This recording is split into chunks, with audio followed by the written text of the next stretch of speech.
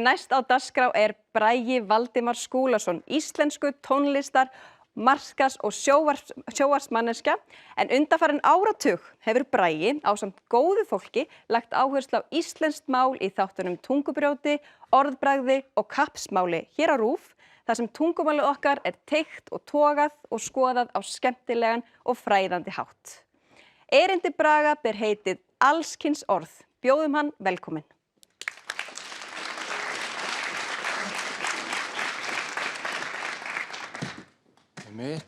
Takk fyrir það og sæl öll sömul, alls konar, hæ öll. Ég veit ekki nefnilega hvort þið tekið eftir því en málið aðeins farið að flækjast hjá okkur og svona grandvart og velmeinandi fólk á orði stökustu vandræðum með að kynjajafna mál sitt. Þið vitið segja þau en ekki þeir þegar við tala hópa eða fyrirtæki og segja svo öll en ekki allir þegar verið að bjóða í afmæli og fermingar og allt þetta. Af því að við þurfum nefnilega allt í einu aðeins að fara að hugsa okkur vanda okkur og við erum kannski bara ekki vön því. Og til að byrja með, við höfum þessi blessuðu 3 kyn innbyggð í málið, það karl og kvenn og hvorug og þetta alveg flókið. Það hann stóllinn, hún sessan, það sætið, hann tómaturinn, hún kartaflan, það eplið. Þetta ekkert sérstaklega útreiknanlegt eða rökrétt eða eðlilegt. Bara alls ekki. Og til að flækja þetta ennþá meira, þá þurfum við sem sé að fara að ávarpa öll þessi kyn í einu. Einmitt, svona enn eitt PC-kjaftaði frá góða fólkinu og þá náttúrulega bara fara að breyta öllu svo ekkert móðgist.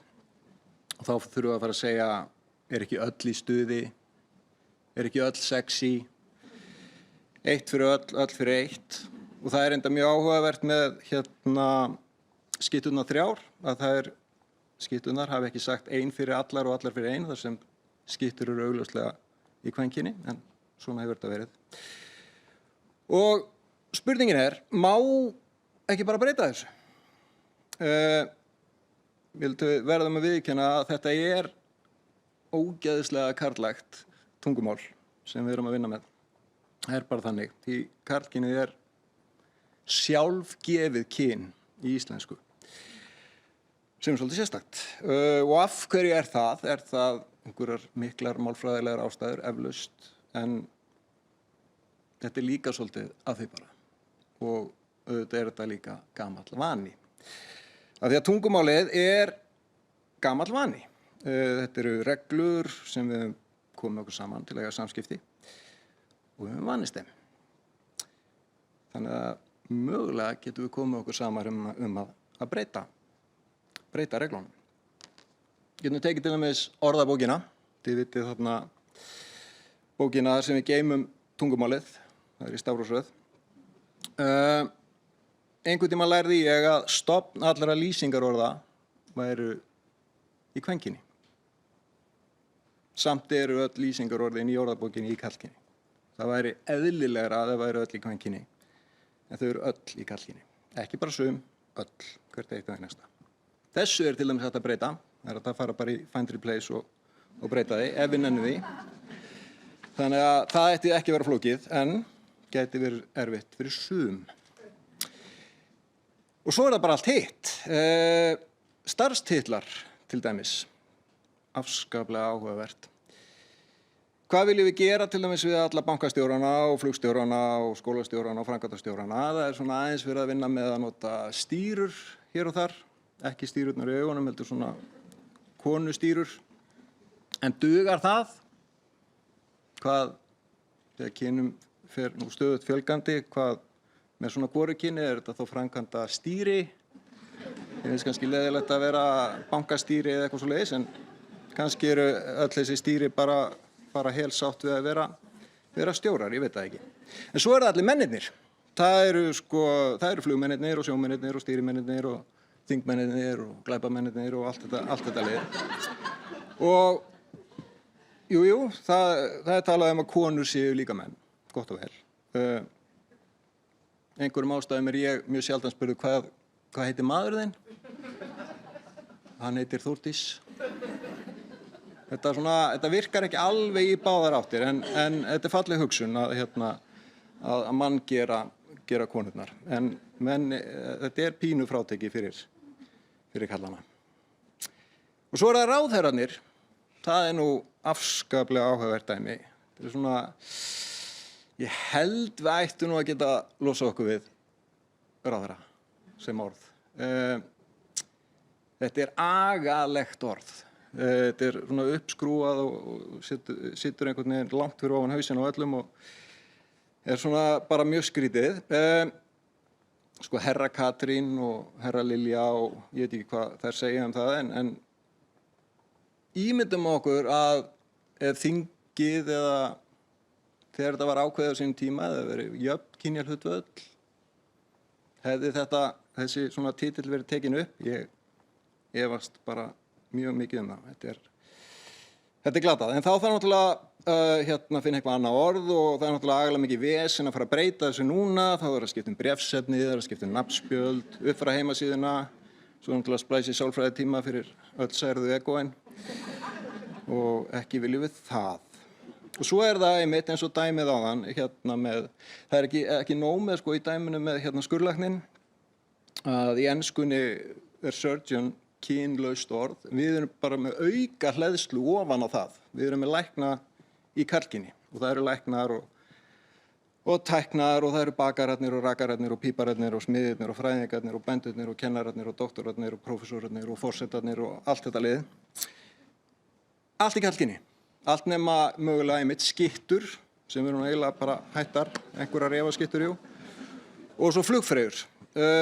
Það var svolítið svona frátekið en hvað skildi nú hafa gerst þegar karlmaður slysaðist inn í þá stétt? Þá var náttúrulega þurfti að breyta.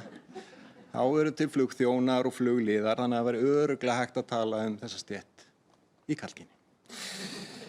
Þannig að það held ég bara einn svona, einmitt fyrir utan skitturnar, svona kvenkyns starfstitill sem karlmenn eru til í að bera og það semst ofurhetja. Ég held að sé eiginlega ekkert annað sem dugar. En ég heldur reyndar leið að þið fatta að þetta svona stelputitill þá verður svo sennilega breytt í ofurliða eða eitthvað svoleiðis. Allavega, þetta endalaust og eins og ég segi, afskaplega karllægt og það ekkert málin að kenna. Málið, íslenskan, tungumálið okkar, hefur öll tæki og tól til að ávarpa okkur öll. Allir innviðir eru til reiðu og við elskum náttúrulega góða innviði. Það eiginlega bara notendurnir, við sem erum með vesen. Þetta svona svipaður að skipta yfir í 7 stafa símanúmer og fá rafræn skilríki, sem sagt vesen. Ég held að þetta hitti einhvers konar svona mótþróa þrjóskuröskun eða eitthvað svoleiðis. Við viljum ekki vera að breyta hlutum. En ég held samt að hvað sem okkur finnst hér og þeim sem eru svona kannski í nöpu þessar breytingar, þá þetta breytast. Og þetta mun breytast. Og það bara spurning hvort við náum að halda, förum að hiksta og stama þegar við erum að reyna að fara að tala til fólks. Og ég bara að loka að segja að tungumálið sem við erum að nota öll saman, þetta tól, þetta tæki, verkfærakista fyrir okkur til að eiga samskipti. Þetta varðveiti líka hugsanirnar okkar og svona eiginlega lykillinn að því hver við vorum og hver við erum og mögulega hver við verðum ef við höldum áfram að nota. Og lykillinn eiginlega að við verðum öll að geta nýtt okkur tungumálið og engu á að líða eins og við séum ekki velkomin inn í tungumálið af því að þá bara förum við eitthvað þægilegra tungumál sem ekki með þetta vesen.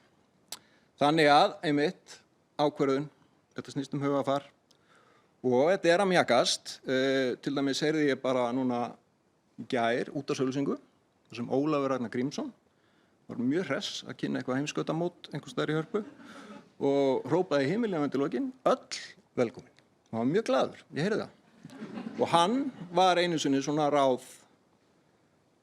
yfir ráð eitthvað og hann var líka forsetamanneskja eða forseta eða hvað við viljum kalla það í framtíðinni. Við erum ákveða það. Takk fyrir.